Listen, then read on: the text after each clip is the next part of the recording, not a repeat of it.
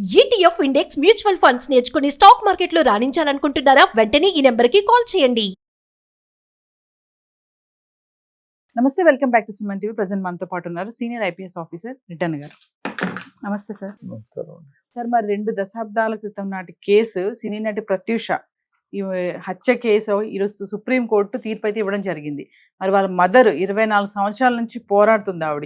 మరి ఈరోజు వచ్చినటువంటి తీర్పుతోటి మిస్టరీ వీడిపోయింది అనుకోవచ్చు అంటారా? మరి సిద్ధార్థ రెడ్డి ఎక్కడున్నా సరే ఇమీడియట్లీ లొంగిపోవాలని చెప్పేసి ఆదేశాలు అయితే రావడం జరిగింది. అసలు ఎవరు ఈ సిద్ధార్థ రెడ్డి? మరి నిజంగా ఈ కేసులో ఉన్నటువంటి లొసుగులు ఇవన్నీ ఒకసారి వివరాల్లోకి వెళ్తే సార్. ఇప్పుడు ఈ గుడిపల్లి సిద్ధార్థ రెడ్డి, ప్రత్యూష వీళ్ళిద్దరు కూడా కాలేజీలో ఇంటర్మీడియట్లోనే ఎక్కడో వీళ్ళు క్లాస్మేట్స్గా ఉంటూ వీళ్ళు పరిచయం పెంచుకొని లవర్స్గా మారారు. ఆ తర్వాత ఈ ప్రత్యూష ఏమో సినిమాల్లోకి వచ్చింది, ఈ అబ్బాయి ఏమో ఇంజనీరింగ్లో జాయిన్ అయినాడు. ఈ జాయిన్ అయినా ఈమె సినిమా యాక్టర్గా ఉన్న వీళ్ళిద్దరి మధ్య సాన్నిహిత్యం రోజు రోజుకు పెరుగుతూ వచ్చింది. కమ్యూనికేషన్ ఉంది వీళ్ళిద్దరి మధ్య. సో వీళ్ళిద్దరూ లవర్స్ కాబట్టి, మరి సినిమా యాక్టర్ కాబట్టి తల్లిదండ్రులు ఎవరైనా రిస్ట్రిక్ట్ చేస్తారు, వాళ్ళతో తిరగద్దు, చేయొద్దు. ఎందుకంటే మంచి అప్కమింగ్ కెరియర్, లవ్, బివు, పెళ్ళి అంటే ఇదంతా లేకుండా పోతుంది కదా. సో ఏ తల్లిదండ్రులైనా అదేమని చెప్తారు. ఆ విధంగా అమ్మాయిని కొంచెం కట్టడి చేసి, తర్వాత సిద్ధార్థ రెడ్డి ఆ అమ్మాయి ప్రత్యూష కలవడం లేదని వాళ్ళిద్దరి మధ్య ఏదో ఘర్షణ వాతావరణం నెలకొంది. ఇట్లాంటి సందర్భంలో ఈ అమ్మాయికి ఆఫర్స్, అందంగా ఉంటుంది, మంచి యాక్టింగ్ కూడా ఉంది, చలాక్గా ఉంది అమ్మాయిని. కన్నడ సినిమా అని, తెలుగు సినిమాల్లో కూడా కొన్ని ప్రపోజల్స్ వచ్చాయి. దానికోసం ఆమె ఏదో బ్యూటీ పార్లర్కి ఎక్కడికో వెళ్తే అక్కడికి ఫాలో అయినాడు సిద్ధార్థ రెడ్డి. వేరే ఈ అమ్మాయి కజిన్ కూడా ఉండింది ఆ అమ్మాయి వెంట.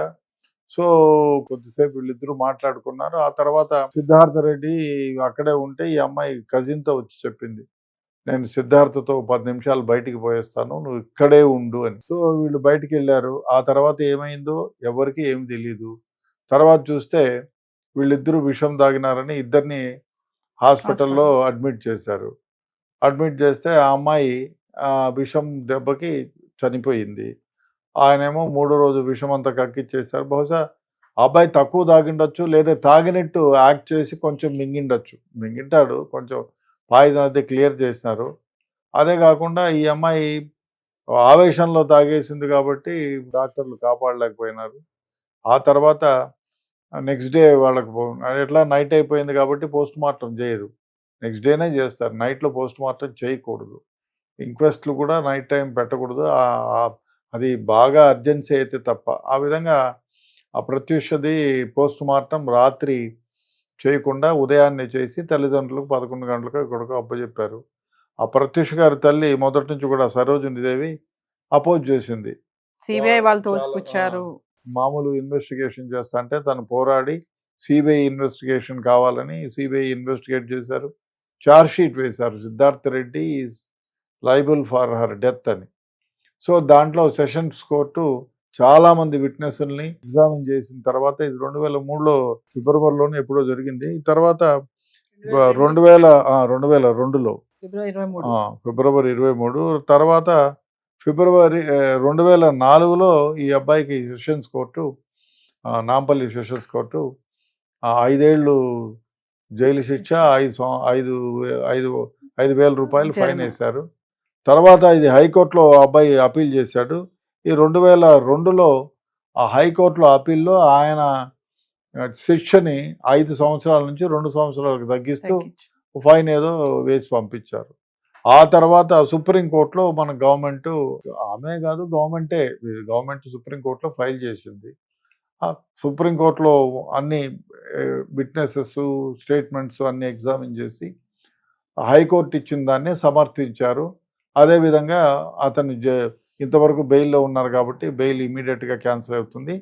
ఆయన వచ్చి హాస్పిటల్లో కోర్టులో లొంగిపోవాలి, పోలీసుల ముందు లొంగిపోతే ఆయన అరెస్ట్ చేసి జైలుకి పంపిస్తారు. 2 ఏళ్ళు జైలు శిక్ష, తర్వాత 50,000 రూపాయలు, 5,000కు బదులు 50,000 రూపాయలు ఫైన్ వేశారు. అది ఇప్పుడు వారి తల్లి ఏమో, కాదు నా కుమార్తెను మొదటి నుంచి ఆమె అనేది మాట బలవంతంగా రేప్ చేసినారని, గ్యాంగ్ రేప్ చేశారని, అదని ఇదని చెప్తా ఉంది. బట్ ఆ విధంగా ఉంటే సాక్ష్యాలు ఉంటాయి కదా, సాక్ష్యాలు ఉంటే డెఫినెట్గా దానిని పరిగణనకి తీసుకుంటారు. అందులో లోకల్ పోలీస్ కాకుండా మళ్ళీ సిబిఐ కూడా ఇన్వెస్టిగేట్ చేశారు. కాబట్టి అటువంటి ఆరోపణలని అన్నిటిని కూడా కోర్టు తోసిపుచ్చింది. ఆధారాలు ఉండాలి. మనం కోర్టుకి ముఖ్యంగా ఆధారం ఉండాలి. ప్రూఫ్స్ ఉండాలి. ప్రూఫ్స్ లేకపోతే ఏమి చేయలేదు. యాక్చువల్గా చూసినా కూడా ఏమి చేయలేరు. కాబట్టి సరైన సాక్ష్యాధారాలు లేవు కాబట్టి అమ్మాయిని రేప్ చేసినట్టు కానీ గొంతును చంపినట్టు కానీ ఎక్కడ ఆధారాలు లేవు. ఈవెన్ పోస్ట్ మార్టం రిపోర్ట్ కూడా అదే చెప్పింది. సో ఆమె విషం తాగడం వల్లనే చనిపోయింది అని. సో ఆ విధంగానే హైకోర్టు సుప్రీంకోర్టు కూడా దాన్ని పరిగణనలోకి తీసుకొని సిద్ధార్థ రెడ్డికి 2 సంవత్సరాలు జైలు శిక్ష విధించింది. అంటే ఇక్కడతో కేసు మిస్టరీ వీడిపోయింది అనుకోవచ్చు అంటారు సార్? అంతే కదా, అంతే. ఎందుకంటే సుప్రీంకోర్టు కంటే హైయెస్ట్ కోర్టు ఇంకేం లేదు. ఒకవేళ సుప్రీంకోర్టులో ఎవరైనా డెత్ పెనాల్టీ ఇస్తే ఆ డెత్ పెనాల్టీని తగ్గించుకోవడానికి ప్రెసిడెంట్ ఆఫ్ ఇండియాకి మెర్సీ పిటిషన్ అనేది పెట్టుకుంటారు. ఓకే. ఈ ప్రెసిడెంట్ ఆఫ్ ఇండియా గారు ఆ పిటిషన్ని ఎగ్జామిన్ చేసి వారు మరణశిక్షని యావజ్జీవ కారాగార శిక్షగా ఆయన మార్చొచ్చు. ఆ అధికారం ఉంది. ప్రెసిడెంట్ ఆఫ్ ఇండియాకి ఒక్కడికే అధికారం ఉంది. సో కాబట్టి అటువంటిది ఏం కాదు. హైకోర్టు వరకే, హైకోర్టులోనే ఫైనల్ అయింది. అందులో బెంచ్ కదా ఇది. కాబట్టి ఇదే ఫైనల్. ఇంకా వేరే ఏమి ఆలోచనలకు తావలేదు. డెత్ పెనాల్టీ అంటే సార్? డెత్ పెనాల్టీ అంటే ఉరిశిక్ష. ఉరిశిక్ష ఇప్పుడు ఇవాళ ఒక కేసులో ఇచ్చారు కదా, ముగ్గురికి ఏదో జైలు శిక్ష. సుప్రీంకోర్టు సుప్రీంకోర్టులో ముగ్గురికి ఉరిశిక్షను కన్ఫర్మ్ చేశారు. అట్లా ముగ్గురికి కన్ఫర్మ్ అయితే దాన్ని ఇంకా సుప్రీంకోర్టు ఫైనల్ కాబట్టి వీళ్ళు ఏం చేస్తారంటే ప్రెసిడెంట్ ఆఫ్ ఇండియాకు పెట్టుకుంటారు సార్ మెర్సీ పిటిషన్. ఆయన 3 నెలలు 4 నెలలు టైం తీసుకొని అన్ని విట్నెస్లు ఎగ్జామిన్ చేసి సర్కమ్స్టెన్సెస్ని కూడా చూసుకొని ఆ తర్వాత వారు ప్రెసిడెంట్ ఆఫ్ ఇండియా ఎవరికైనా క్షమాభిక్ష పెట్టచ్చు. క్షమాభిక్ష పెట్టి ఉరిశిక్షను జైలు శిక్షగా కూడా మాడిఫై చేయవచ్చు.